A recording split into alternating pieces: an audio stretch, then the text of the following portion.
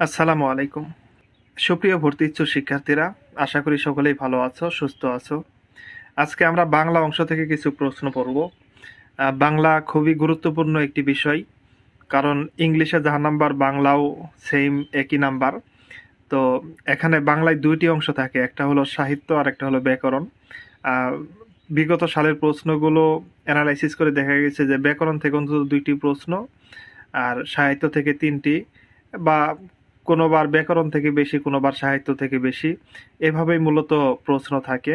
তো এই বিষয়টা অবহেলা করার কোনো ওয়ে নাই, কেননা ভর্তি পরীক্ষায় 1 নাম্বার বা 0.50, 0.25 এবং কি 0.10, যেটা মানে একের অনেক কম, 1 নাম্বারে অনেক কম, এর জন্য তোমার সিরিয়াল দেখবা অনেক পিছায় যাবে।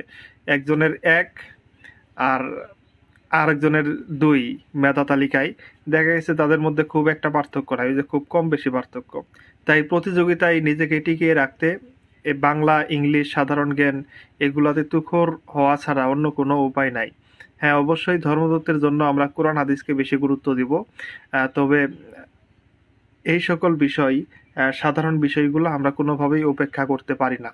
তাই আমরা ব্যাকরণ অংশ থেকে আমরা কিছু প্রশ্ন পড়ব, ভবিষ্যতে আরো কিছু ক্লাস দেব। ব্যাকরণের কিছু বেসিক বিষয়গুলো আমরা জেনে নেই। ব্যাকরণ শব্দটি এসেছে কোন কোন ধরনের শব্দ? ব্যাকরণ শব্দটি কোন ধরনের শব্দ? এটি হলো তৎসম। তৎসম শব্দের আরেকটা নাম আছে সংস্কৃত। আর দেশি শব্দগুলো আমাদের মনে রাখা দরকার, ইদানিং পরীক্ষার মধ্যে দেশি শব্দগুলাও আসে। ব্যাকরণের প্রধান কাজ হচ্ছে কি? ব্যাকরণের প্রধান কাজ কি? ভাষার শৃঙ্খলা না, ভাষার শৃঙ্খলা না, ভাষার নিয়ম। ভাষার নিয়মকেও ব্যাকরণ বলা হয়, অথবা ভাষার উন্নতি প্রতিষ্ঠা। তবে ব্যাকরণের প্রধান কাজ, এখানে প্রধান কাজ হলো ভাষার বিশ্লেষণ। আপনি কি বললেন, কিভাবে বলবেন, শুদ্ধভাবে পড়তে বলতে পারাকেই ব্যাকরণের কাজ বলা হয়। আর ব্যাকরণ শব্দটির সঠিক বিন্যাস কোনটি? ব্যাকরণ শব্দটির সঠিক বিন্যাস হলো বি আ ক্রি অন, গ নাম্বারটা, এটা একটু মনে রাখবেন। এখানে মূর্ধন্য হলে এটা ভুল, আর এখানে এটা ভুল, আর এখানে এইটা ভুল। সন্ধি ব্যাকরণের কোন অংশের আলোচ্য বিষয়? সন্ধি মূলত আপনার ধ্বনিতত্ত্বের আলোচ্য বিষয়। ধ্বনিতত্ত্বের আলোচ্য বিষয় নত্যবিধান, সত্যবিধান, এগুলো কি ধ্বনিতত্ত্বের আলোচ্য বিষয়। এরপরে আমরা আসি শব্দতত্ত্বের আলোচ্য বিষয় কি কি? শব্দতত্ত্বের আলোচ্য বিষয় হলো শব্দ, শব্দের গঠন, বচন, লিঙ্গ, কারক, এরপরে পুরুষ, উপসর্গ, প্রত্যয়, বিভক্তি, সমাস। তাহলে এগুলা কি? সমাস, বিভক্তি, এরপরে ক্রিয়া, প্রকরণ ইত্যাদি হলো শব্দতত্ত্বের আলোচ্য বিষয়। আবার বাক্যতত্ত্বের আলোচ্য বিষয় কি? বাক্যতত্ত্বের আলোচ্য বিষয় হলো বাক্যের সঠিক গঠন প্রণালী, পদক্রম, পদের স্থান, এরপরে হলো আপনার পদ পরিবর্তন, বাগধারা তো বুঝেনি, বাক্য সংযোজন, বাক্য সংকোচন, বিরাম চিহ্ন, এই যে এরপরে কি, কমা, দাড়ি, এ সকল হাইফেন ইত্যাদি, এগুলা বাক্যতত্ত্বের মধ্যে। আবার আরেকটা আছে কি? অর্থতত্ত্ব। তাহলে আমরা 3টা পড়লাম। অর্থতত্ত্ব হলো কি? অর্থতত্ত্ব হলো অর্থের বিচার, মানে শব্দের অর্থের বিচার, শব্দের বাক্যের অর্থের বিচার, এরপরে অর্থের বিভিন্ন প্রকারভেদ, এই সব। মানে এটা খুব একটা গুরুত্বপূর্ণ না, গুরুত্বপূর্ণ বেশিরভাগ ধ্বনিতত্ত্ব আর বাক্যতত্ত্ব, এই দুটা বেশি আসে পরীক্ষায়। শব্দের অর্থযুক্ত ক্ষুদ্রাংশকে কি বলে? শব্দের রূপ বলে। শব্দের অর্থযুক্ত ক্ষুদ্রাংশকে শব্দের রূপ বলে। সমাস ব্যাকরণের কোন অংশে আলোচনা হয়েছে? যে আমি একটু আগেই বললাম, সমাস ব্যাকরণের মূলত আলোচ্য হয়েছে যে ধ্বনিতত্ত্বে, যেখানে নত্যবিধান, সত্যবিধান আছে। তো ভাষার মূল উপকরণ কোনটি? ভাষার মূল উপকরণ, মানে মূল উপকরণ হলো বাক্য, আবার বর্ণ হলো মূল উপাদান। উপাদান আর উপকরণ, উপাদান হলো ছোট ছোট। যেমন একটা টেবিল বানাইতে অনেক উপাদান লাগে, লোহা লাগে, কাঠ লাগে, আরো মানে আরো অনেক কিছু লাগে, যেগুলো আপনার মিস্ত্রিরা ইউজ করে। আর উপকরণ হলো সব কিছু মিলে একটা উপকরণ হয়। তাহলে বর্ণ হলো উপাদান আর উপকরণ হলো বাক্য। এই সহজে আমরা বুঝবো, বর্ণ হলো উপাদান আর উপকরণ হলো বাক্য। বর্ণ হলো যেমন ক, খ, এগুলো হলো বর্ণ। কাক, খই এগুলা হলো না, এগুলা হলো শব্দ। আবার এই সব কাক খই, যেমন কাক খই খায়, এটা একটা বাক্য হয়ে গেল। আর ধ্বনি, এই বাক্য আমরা যেটার মাধ্যমে প্রকাশ করি সেটাকেই ধ্বনি বলা হয়। শব্দের ক্ষুদ্রতম একক হচ্ছে ধ্বনি।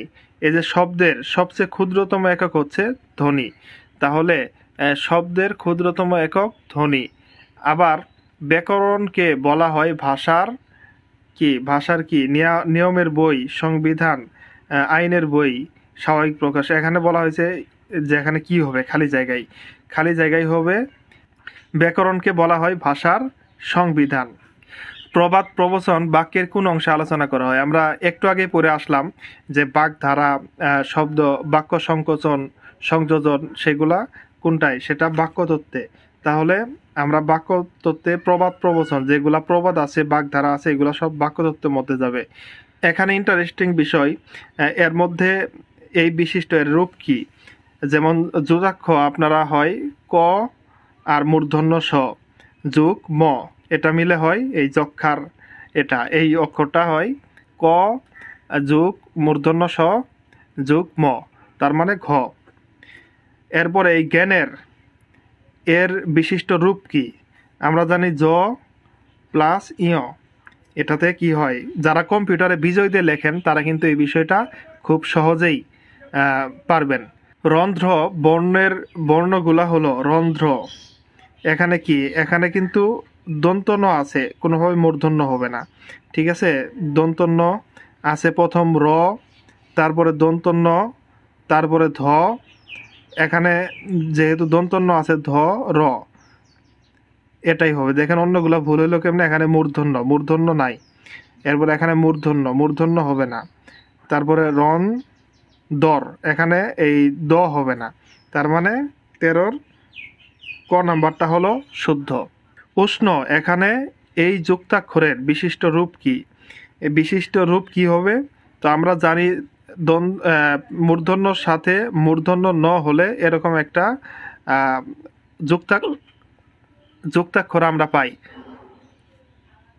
সরি, আমি একটু পানি খেয়ে আসি। ক্লাসটি দ্রুত শেষ করে দিব, হেসকি খুব প্রবলেম করতেছে। তো এখানে লাঞ্ছনা, এখানে আছে কি? এই লাঞ্ছনা আমরা যারা কম্পিউটারে বিজয় দিয়ে লেখি অথবা মোবাইলে কোন কিবোর্ড, আমি যেটা ইউজ করি সেটাতে মূলত এইভাবে লেখা হয়, যে কারণে এইগুলো আমার ভুল বেশি একটা যাবে না। এটা হবে ইয় আর হলো ছ। জ্ঞান শব্দের যুক্ত বর্ণটি কোন কোন বর্ণের মিলনে হয়েছে? একটু আগে আমরা পড়লাম, এখানে আপনার কি জ আর ইয়, বর্গীয় জ আর ইয়, যথাক্রমে এই তিনটি যুক্ত বর্ণের বিশিষ্ট রূপ কি? আমরা জানি ক স, এটা হলো যুক্তাক্ষর, তারপরে মাঝেরটা হলো মূর্ধন্য স ইয়, আর এখানে যে হ, এই হ এর সাথে উপরে কি মূর্ধন্য আছে না দন্তন্য আছে? কারণ উপরে হলো দন্তন্য আছে, আর যদি মূর্ধন্য থাকতো তাহলে উপরের এই যে হ এর সাথে, তাহলে 1 নাম্বারটা হবে না, কাটা। তারপরে খ নাম্বারটা ক খ ইয়, এটাও ঠিক আছে, বাট হ এই যে প্রথমটাই তো ভুল। আবার এখানে কি ভুল আছে? এখানে ক মূর্ধন্য স ঠিক আছে, দন্তন্য এই মূর্ধন্য ন ঠিক আছে, তারপরে হ দন্তন্য, এটা সবগুলো ঠিক আছে, গ নাম্বারটা। তারপরে খ, এখানে খ এটা প্রথমটাই ভুল, এটা 2 নাম্বারটা ঠিক আছে, 3 নাম্বার ঠিক আছে।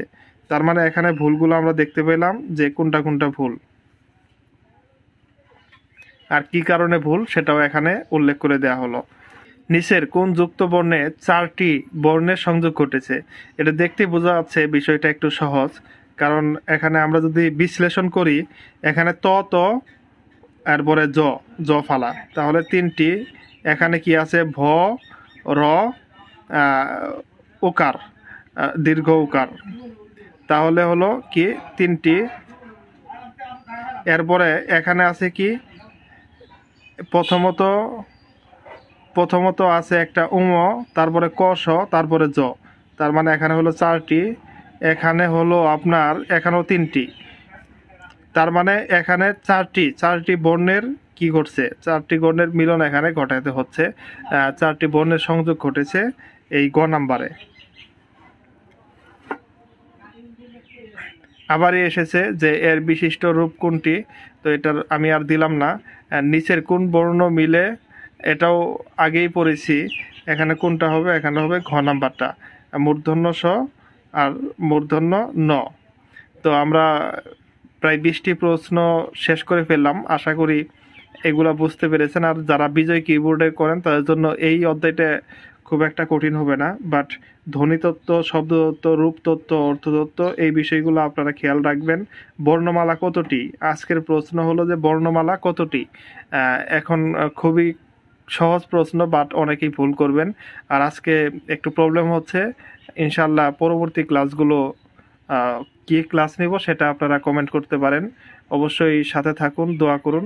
আল্লাহ পাক সকলকে ভালো রাখুন। আসসালামু আলাইকুম ওয়া রাহমাতুল্লাহ।